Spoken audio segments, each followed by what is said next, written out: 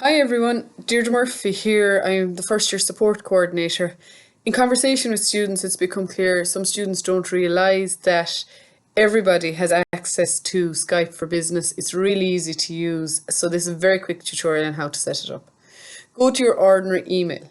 Down in the bottom left hand corner, click on the calendars icon. That's task number 1. This will bring you into number 2 here, where you click on the top left hand corner for a new appointment.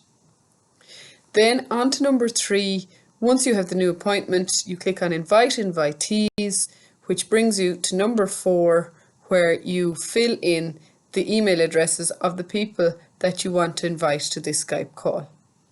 Once your addresses are in, then click Join Skype Meeting. This will mean that in the body of the calendar invite, this Join Skype Meeting in blue will be there. All you need to do then at the appointed time of the Skype call is to click on Join Skype Meeting. Okay, it's as simple as that every UL student is able to use Skype for Business in that way.